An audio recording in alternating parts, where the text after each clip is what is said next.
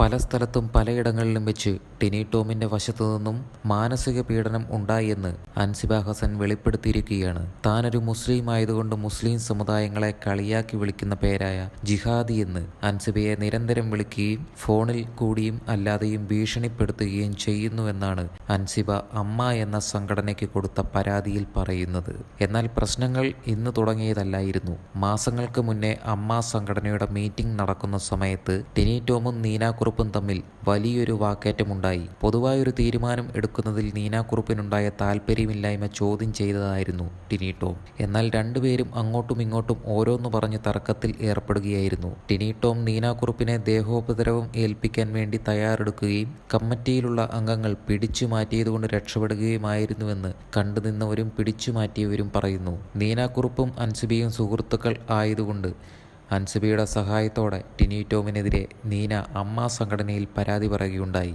എന്നാൽ അതിൽ വലിയൊരു കാര്യമൊന്നും ഉണ്ടായിരുന്നില്ല.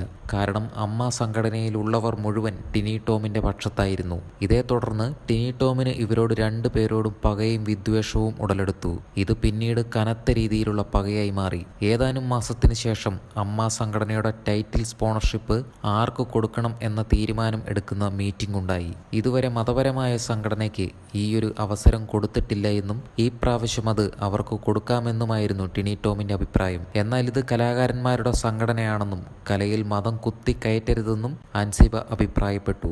താൻ വിശ്വസിക്കുന്ന മതത്തെ തള്ളിപ്പറഞ്ഞതാണെന്ന് പറഞ്ഞ് ടിനി ടോമിന് തോന്നുകയും തുടർന്ന് അൻസിബയെ ഒരുപാട് ശകാരിക്കുകയും ചെയ്തു. അൻസിബ മുസ്ലിം ആയതുകൊണ്ടാണ് മറ്റു മതങ്ങളെ എതിർക്കുന്നതെന്നും തീവ്രവാദിയാണെന്നും ടിനി ടോം വാദിച്ചു. അവിടെയും ടിനിയുടെ ദേഷ്യം തീർന്നില്ല. മീറ്റിംഗ് കഴിഞ്ഞ് വീട്ടിലെത്തിയ അൻസിബയെ ഫോൺ വിളിച്ചും മെസ്സേജ് അയച്ചും ടിനി വീണ്ടും ശകാരിച്ചുകൊണ്ടിരുന്നു. പക്ഷേ ഇതുവരെ ആരാണ് കള്ളം പറയുന്നതെന്ന് നമുക്ക് വിലയിരുത്താൻ പറ്റാത്ത സാഹചര്യമാണ്. മോഹൻലാലും മമ്മൂട്ടിയും അടക്കമുള്ള താരസംഘടനയാണ് അമ്മ. ഇവരുള്ളപ്പോൾ ഇങ്ങനെയൊരു വലിയ വഴക്കിലേക്ക് ഒരിക്കലും സംഘടന വളരില്ല. അൻസിബ രാജിവെക്കാൻ തീരുമാനിച്ചു കഴിഞ്ഞതിന് പിന്നാലെ ടിനി ടോമിന് നിരന്തരമായി ഭീഷണി കോളുകളാണ് വന്നുകൊണ്ടിരിക്കുന്നത്. ടിനി ടോമിനെതിരെ എല്ലാവരും കൂടി ഒരു വലിയ ഗൂഢാലോചന ഒരുക്കുന്നതാണോ, ടിനി ടോമിനെ ഒതുക്കാൻ എല്ലാവരും ശ്രമിക്കുന്നതാണോ എന്നുവരെ എല്ലാവർക്കും സംശയമായി തുടങ്ങി. ഇനി മറ്റൊരു ദിലീപ് ഉണ്ടാകാതിരിക്കട്ടെ എന്നാണ് എല്ലാവരുടെയും പ്രാർത്ഥനയും ആകാംക്ഷയും.